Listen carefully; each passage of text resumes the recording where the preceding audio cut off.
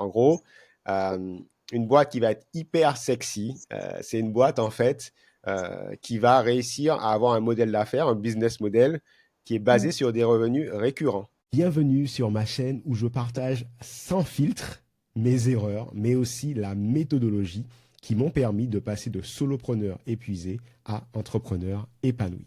Aujourd'hui, c'est session de coaching en live. C'est parti. Coucou Angéline, comment ça va?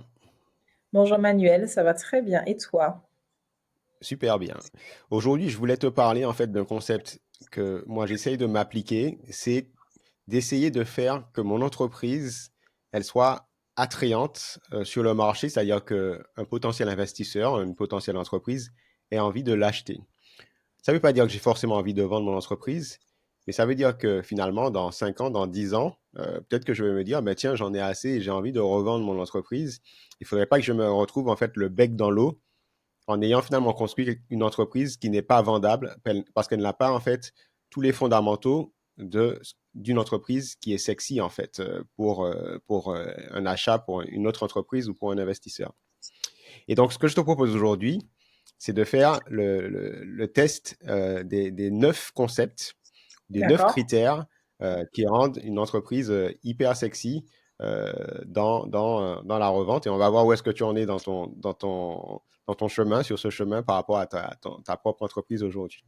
Ça D'accord. te va? Très bien. C'est parfait. Allons-y. OK. Alors, le premier critère, en fait, pour que globalement ton entreprise soit vraiment une entité attrayante sur le marché, c'est ce qu'on appelle, c'est un petit peu compliqué comme ça à expliquer, mais c'est ce qu'on appelle le fait de productiser ton service. Parce qu'aujourd'hui, on fait un focus sur les gens qui ont des services comme toi et moi. L'idée principale, en fait, c'est de transformer un service en un produit clair et distinct. Et pourquoi on fait ça? C'est que ça rend, en fait, ton entreprise moins dépendante de ton expertise personnelle, de ton identité propre, et ça la rend plus facile à comprendre et à vendre. En fait, finalement, ce n'est plus un service que tu fais, comme du community management par exemple, c'est un Mm. produit que tu vends. D'accord. Voilà. Euh, alors, je ne sais pas si tu arrives à comprendre ce que ça veut dire, mais pour réussir à faire ça, ça veut dire que les gens achètent quelque chose qui est standardisé, qui répond à leurs Oui, oui. problématiques, mais qui Mm. a une méthodologie. Voilà, un standard. OK? Toi, aujourd'hui, tu penses que tu y es? Est-ce que tu es toujours dans le monde des services ou est-ce que tu es déjà dans le monde des produits avec ta boîte de services de community management? Tu en es où selon toi? Non, là, je suis encore dans le service. Enfin, pour C'est le pas encore savoir, par exemple, standardisé. est-ce qu'aujourd'hui, tu fais des choses différentes avec chacun de tes clients, par exemple? Quand tu prends la parole, est-ce que tu leur parles euh, d'un produit avec une méthodologie qui est toujours la même, en fait, qui est standardisée? Oui, Où bien est-ce que sûr. tu Ce en que es, je toi? vends, oui, oui. Ce que je vends est identique pour chacun. Oui, oui, oui. Bien évidemment, personnalisé en fonction de son domaine, de son métier, mais dans la façon de faire, dans ce que je vais délivrer comme service, en tout cas, ça reste pareil. OK. Et est-ce que, du coup, tu penses que tes clients valorisent plus ce produit et cette méthodologie derrière ce produit ou le fait que ça soit Ange-Céline qui livre le service? Alors, je pense que, bon, il y a les deux, mais le Ange Céline prend plus le pas, je pense. OK. Donc, On est, ouais, on ouais, te ouais. donne, on te donne 55, un demi-point 45. là. Ouais, ouais, ouais. OK. Donc ça, c'est vraiment hyper important. Tu vois, par exemple, moi, je pense que pour Awitech, pour ma boîte, euh, j'y suis. C'est-à-dire que, effectivement, Awitech est très attaché à Manuel Mondésir, mais quand les gens nous contactent, on leur vend un produit. Par exemple, on leur vend le produit, les fondamentaux du marketing digital pour acquérir des compétences initiales, les compétences fondamentales en marketing digital en 3 mois. Et en fait, pendant le déploiement de ce produit, ben moi, je suis jamais présent. Je suis pas présent opérationnellement. L'équipe interne et puis les prestataires externes, les formateurs, les coachs interviennent. Voilà. OK? Donc, voilà, donc moi, je me mets 1 et toi 0,5. OK? D'accord. Ok. Mais ça, c'est hyper important parce que, en fait, et tu en es là, c'est-à-dire que si demain, tu veux vraiment pouvoir passer de solopreneur à entrepreneur, ben, ça va être un enjeu très important d'arriver finalement à productiser ton service, faire que ton service devienne vraiment un produit clair et distinct et que les gens finalement viennent vers toi, oui, parce que c'est Ange-Céline, mais surtout parce qu'ils comprennent tout de suite quelle est ton expertise, quel est ton positionnement et en quoi ça va leur permettre de résoudre des problématiques qu'ils ont, quoi. Voilà. Entendu. Alors, le deuxième critère qui est hyper important, c'est finalement que ton modèle soit enseignable. En anglais, on dirait teachable. Euh, D'accord. donc, l'idée, c'est d'arriver à créer un modèle commercial qui peut être facilement enseigné aux autres. En fait, on peut chercher comme on veut. Une entreprise qui grandit, c'est une entreprise en fait qui sait vendre. Après, il y a plusieurs façons de vendre, mais une C'est entreprise clair, c'est clair, c'est peut clair. même prédire, qui peut même prédire à l'avance, en fonction de l'effort qui est mis euh, dans le processus de vente, ben, combien elle va générer en chiffre d'affaires, voilà, presque de façon mécanique. Voilà. Et globalement, encore une fois, si finalement tout le processus de vente repose sur tes compétences et entre guillemets tes compétences uniques, ah bah, du coup, ton entreprise, bah, forcément, elle est moins attrayante parce qu'on se dit que le jour où Ange-Céline revend sa boîte, Mm. bah, le problème, c'est que bah, le chiffre Oui, il va d'affaires dégringoler. bah, Ouais, diminue drastiquement. Voilà. ouais. Ok. OK.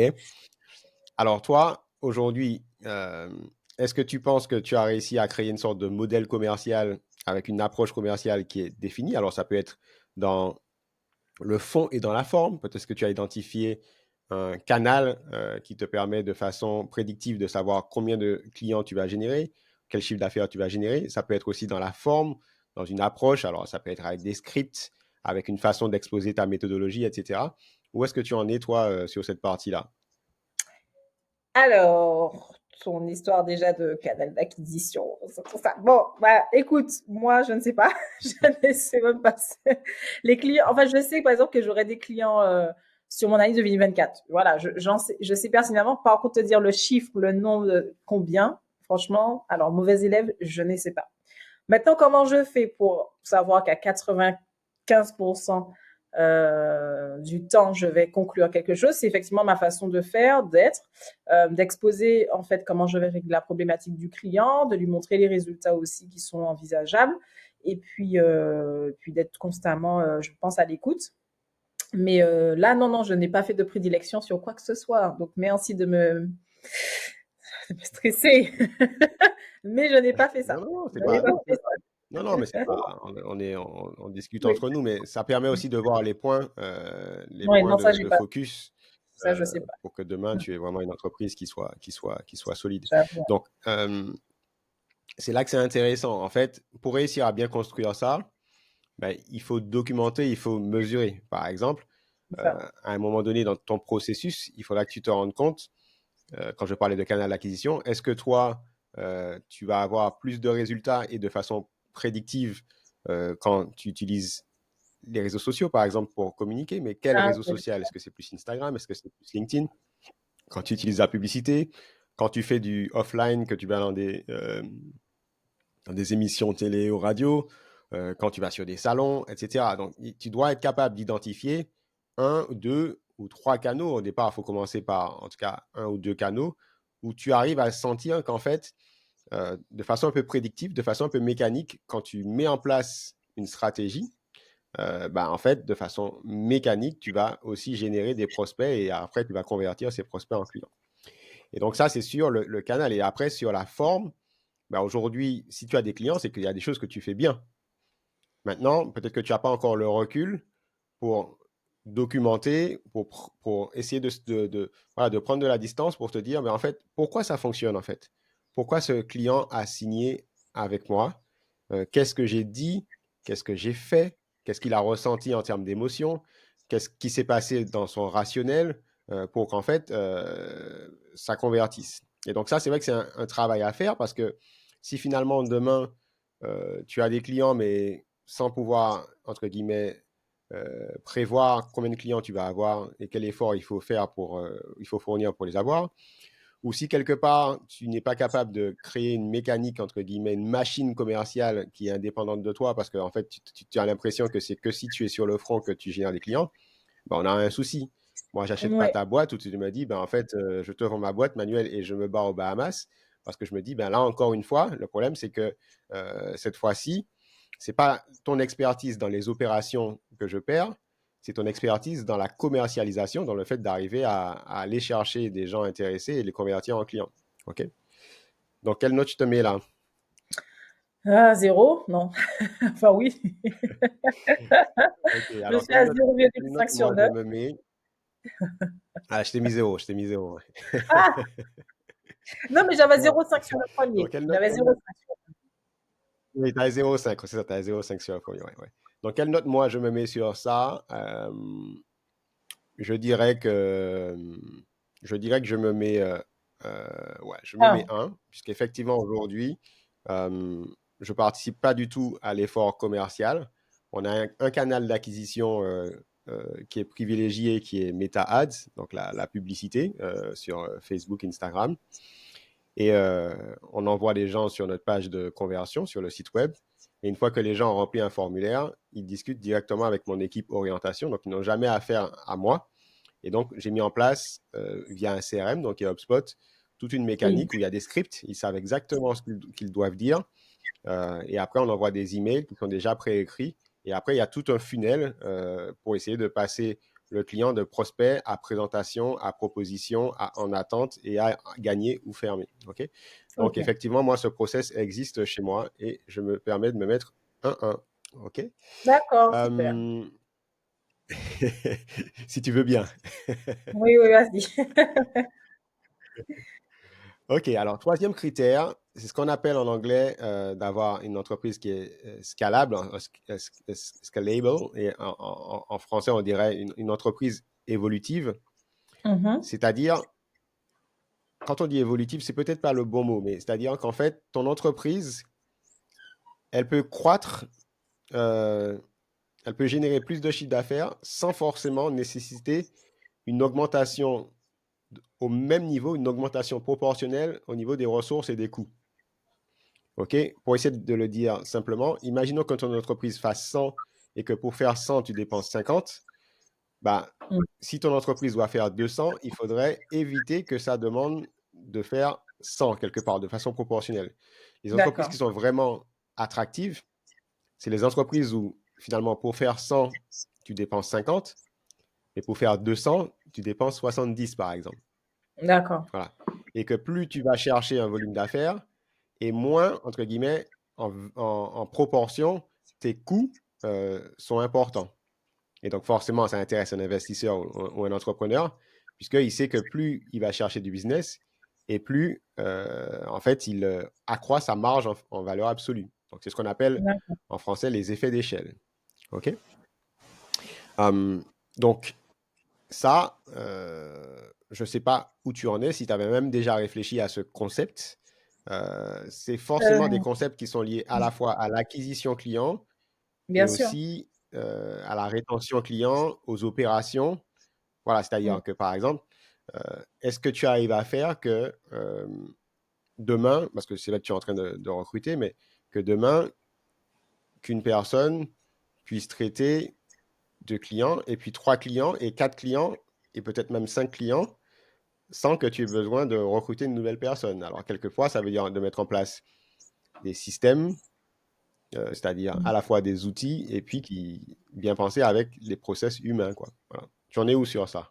Oui, je pense que si, par exemple, je prends une personne qui gère, on va dire, 5 clients, je n'ai pas besoin, je Mhm. pense, non, de réembaucher quelqu'un euh, par rapport au process ou aux choses que je vais documenter, en tout cas qui sont déjà prêtes.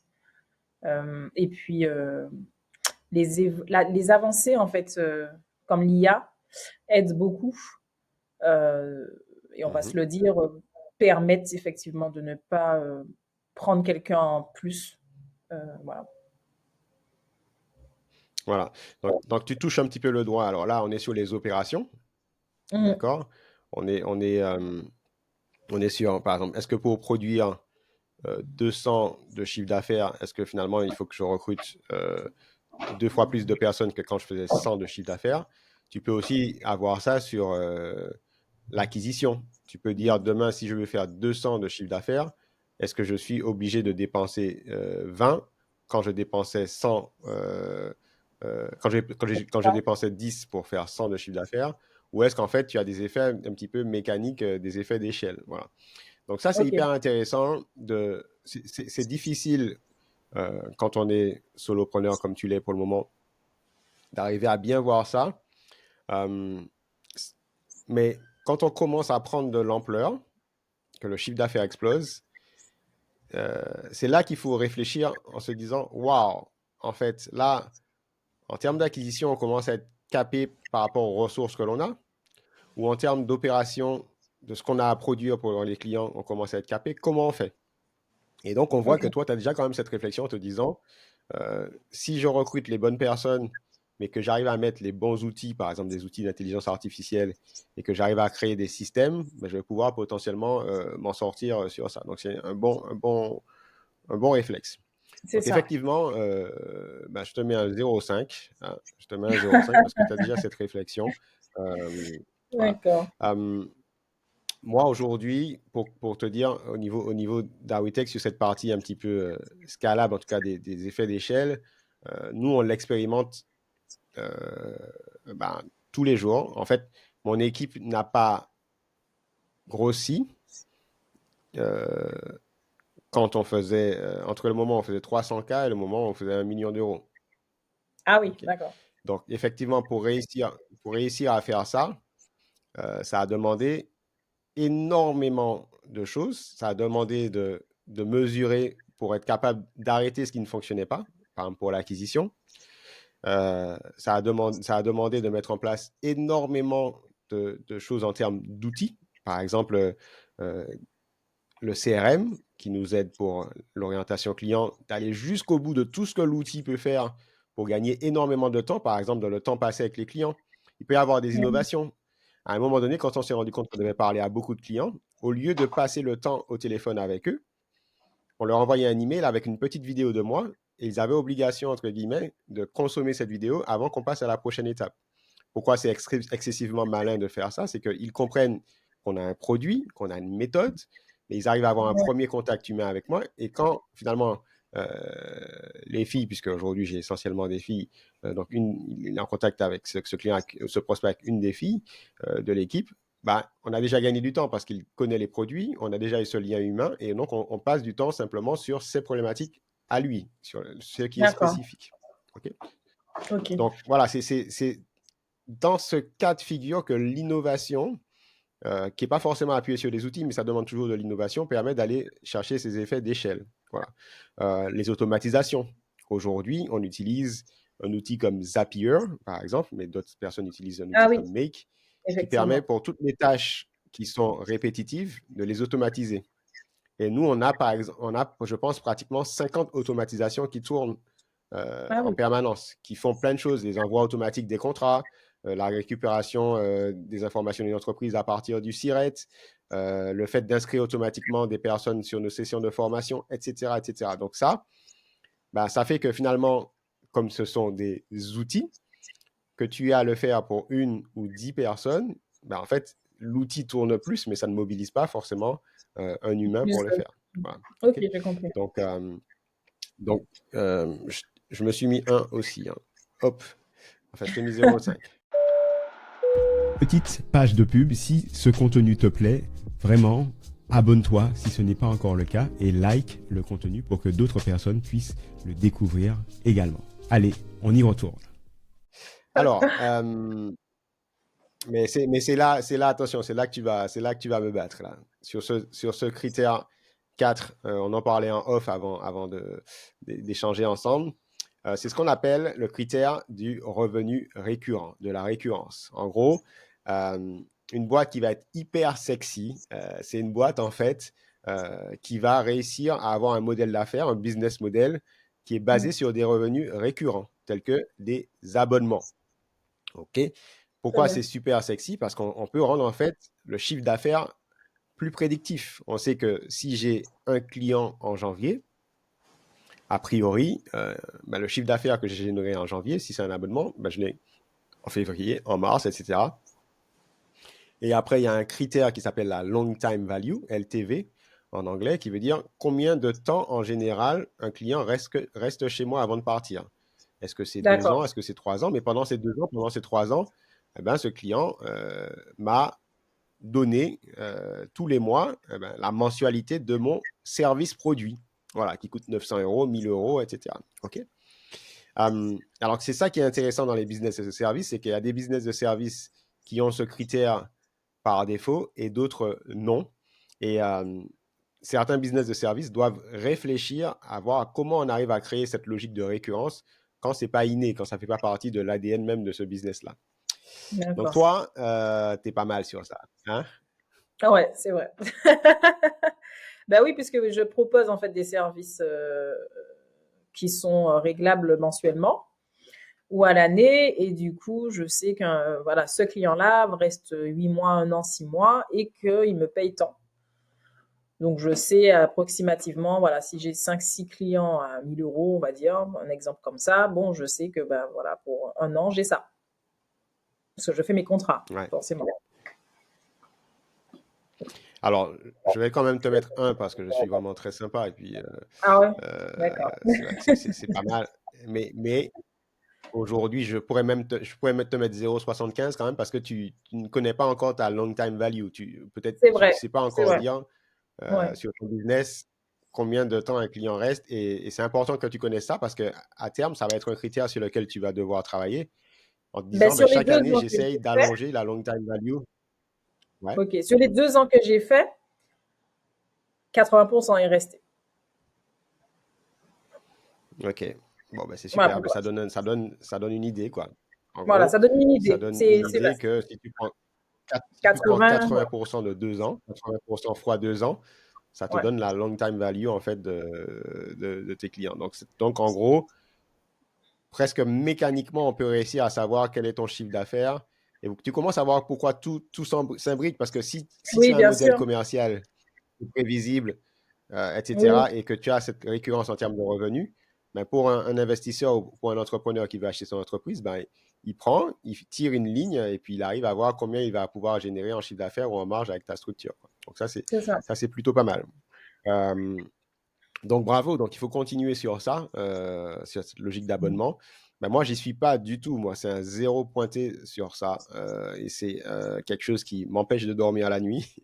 Ah bon? C'est D'accord. comment j'arrive effectivement à ramener cette logique de récurrence dans mon business. Aujourd'hui, j'ai des clients qui viennent se former pendant 3 mois et puis après, quand ils sont formés, ils Oui, partent. bien Et sûr. moi, j'ai toujours cette logique d'aller chercher de nouveaux clients, les former et puis voilà, cette logique un petit peu d'acquisition qui ne doit jamais s'arrêter pour maintenir le chiffre d'affaires. Voilà.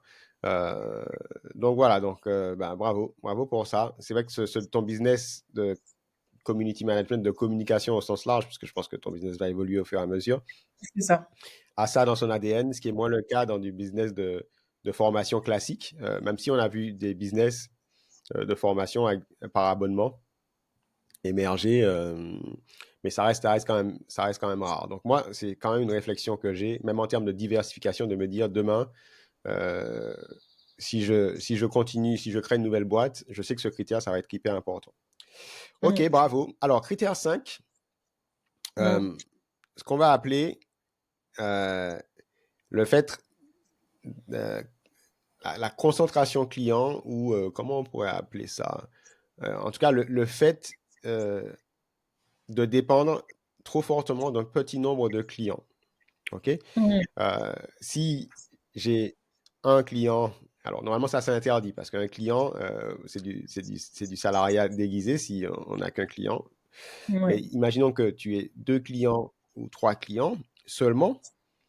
un entrepreneur, un investisseur va se dire, waouh, en fait, si 2 de ses clients partent, en fait, on perd 2 tiers du chiffre d'affaires.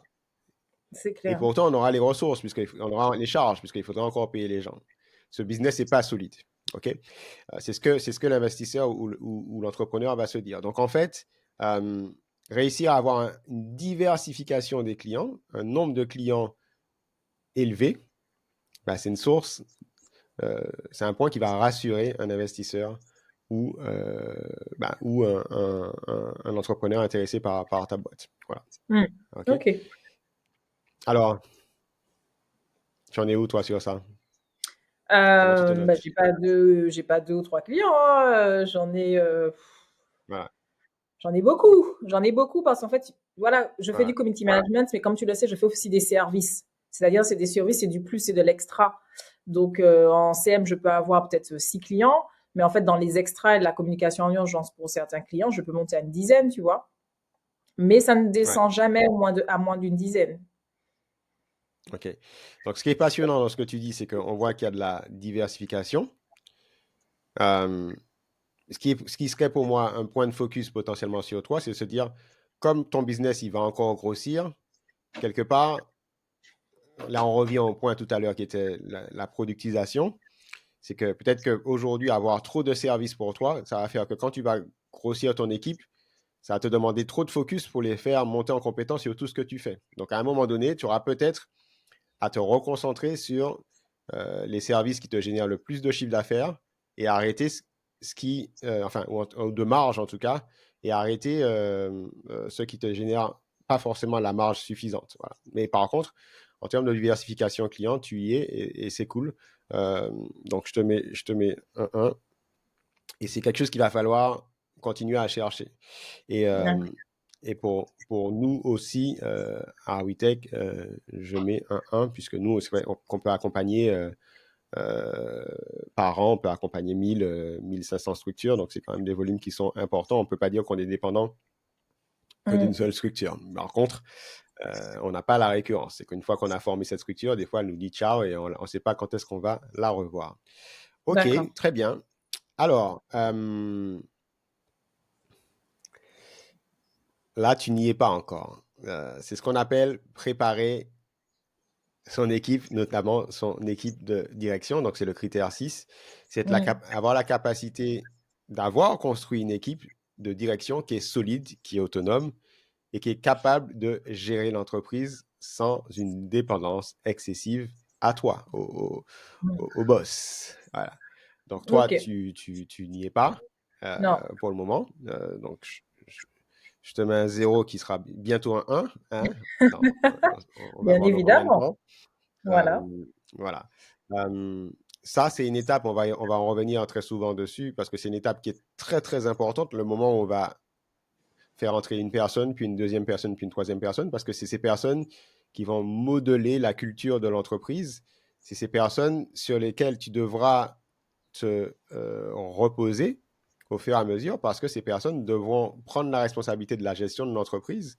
Ça ne veut pas dire que tu vas plus rien faire, mais ça veut dire que normalement, l'entreprise va devoir fonctionner sans toi.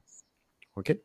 Donc moi, c'est une étape, j'y suis passé en 2020 et puis j'ai poursuivi au fur et à mesure.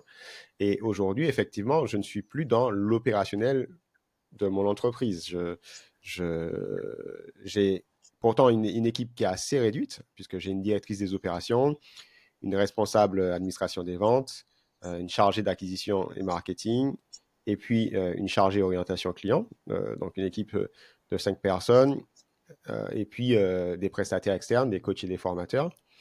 Mais Mm. moi, je n'interviens pas dans le quotidien. D'accord. Voilà. Donc aujourd'hui, l'entreprise tourne sans moi.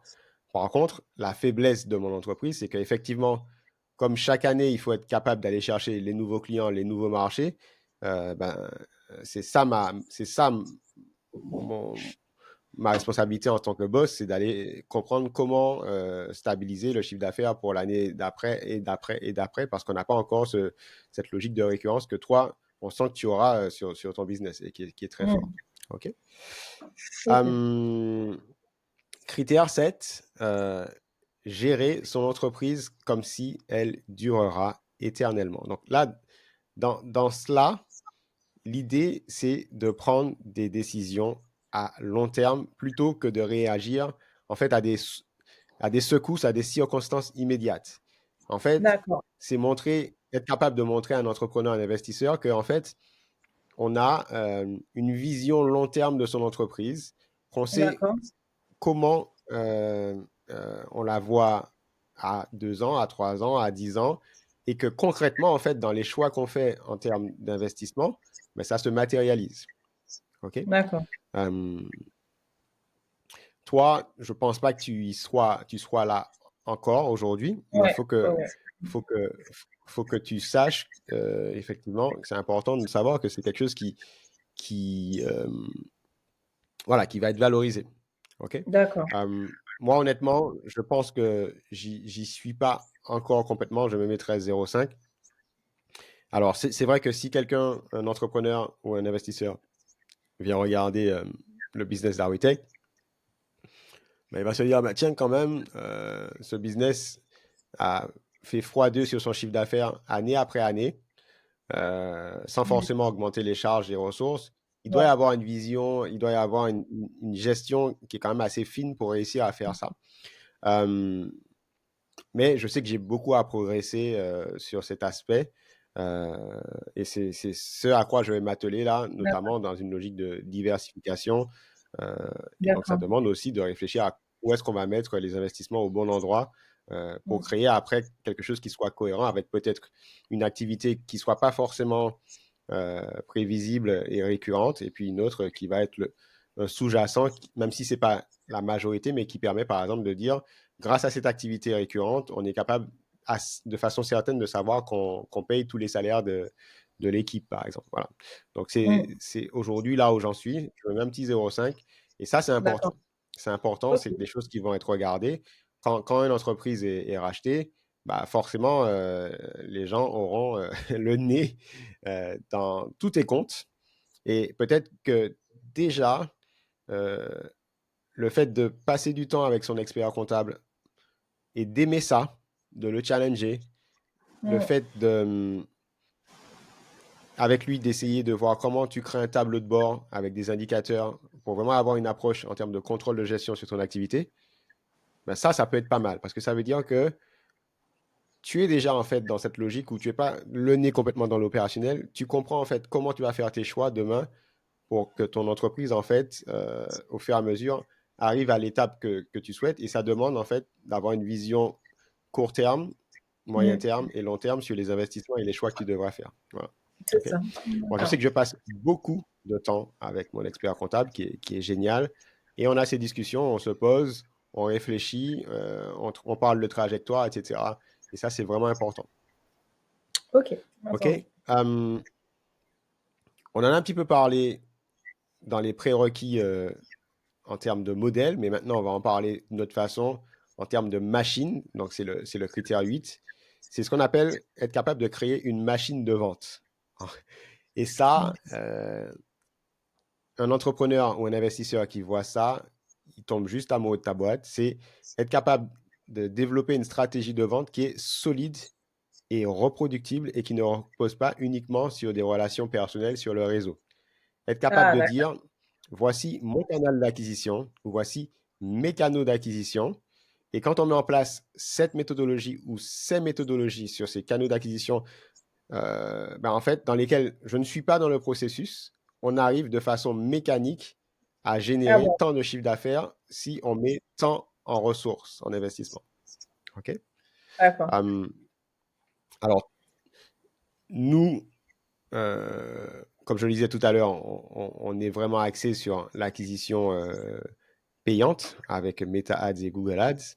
Euh, le souci, c'est que comme nous, on n'a pas un business de récurrence, on ne peut pas vraiment dire qu'on a cette D'accord. machine de vente prédictible sur le chiffre d'affaires.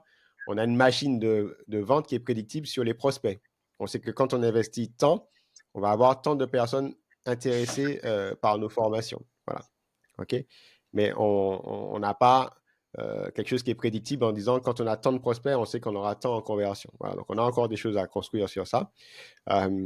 Sur toi, ce qui est intéressant, c'est qu'aujourd'hui, tu le disais tout à l'heure, ton business repose encore beaucoup sur toi et un petit Oui, peu sur de l'informel. Tu n'as pas encore, en fait, c'est ça. ça va te demander de prendre du recul, c'est ce qu'on disait, pour te dire, ben, qu'est-ce que je fais qui est absolument incroyable, qui fait que j'arrive à attirer des gens vers moi, peut-être en inbound, parce que tu fais pas d'outbound, toi. Tu fais pas, tu Non, investis pas aujourd'hui en ads, en publicité. non, non. OK? Donc, ça veut dire que tu as une approche inbound qui fonctionne. Donc, les gens viennent vers toi, Ouais, euh, mais tu as ce travail, en fait, de structuration, de documentation et peut-être de recherche pour que tu arrives à dire, voici pourquoi ça fonctionne, j'ai compris les indices, j'ai résolu l'enquête, entre guillemets, et maintenant, est-ce que ça fonctionnerait si je ne suis pas là? hmm. Voilà. Ok, je comprends. Donc, c'était le critère qu'on avait vu avant. Donc, j'ai trouvé le canal qui fonctionne, mais maintenant, est-ce que ça tient encore la route si je ne suis pas là? Voilà. OK? Ok, d'accord, très bien. Bon, allez, je me suis mis 0,5, je t'ai mis 0.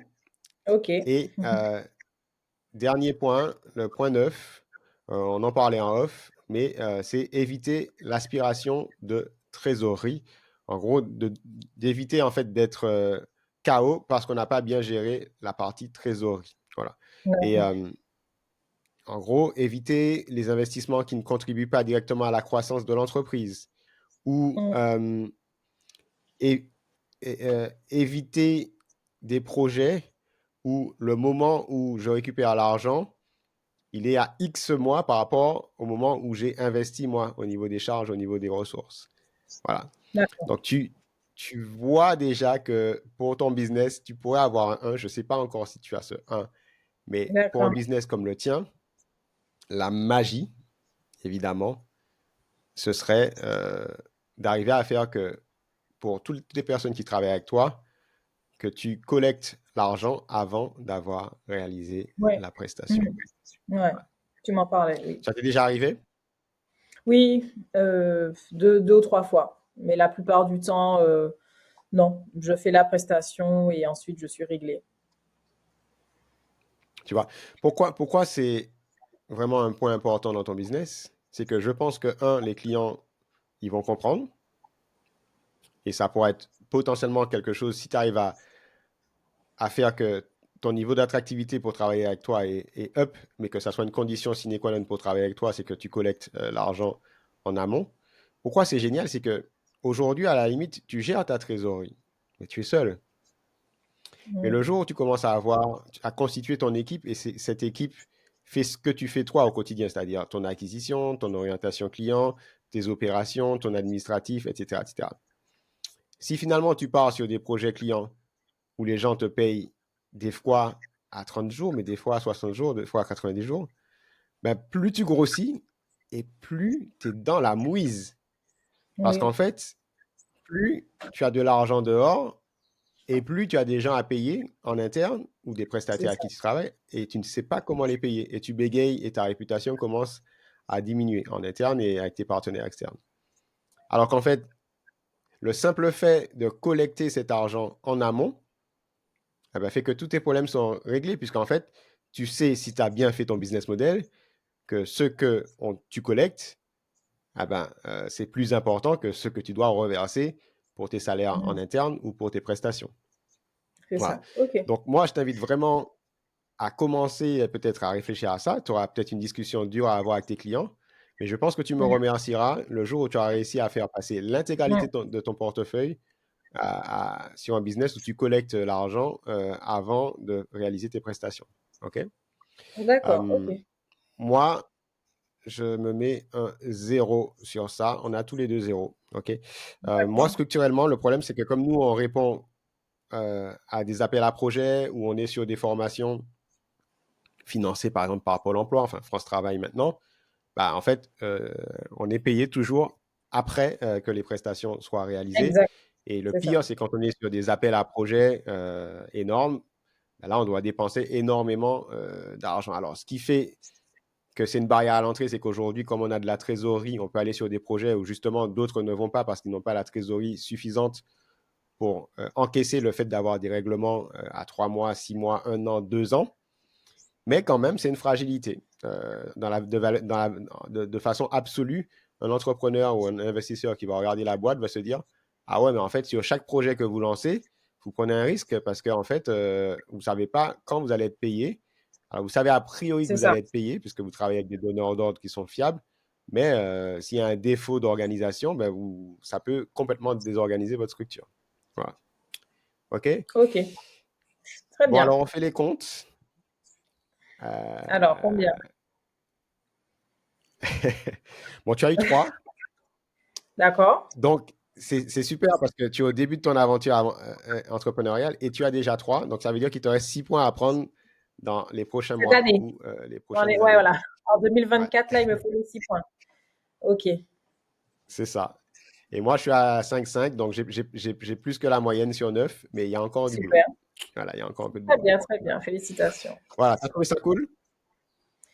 Ouais, c'était vraiment sympa. C'est des questions que je ne m'étais pas posées, honnêtement, tout de suite. Déjà, je sais qu'il y a des choses à... Il faut serrer des vis à certains endroits. Donc, Ouais, non, c'était très intéressant. top. Bon, ben on se dit Merci. à une prochaine. Très bien. Merci, Manuel. À la prochaine.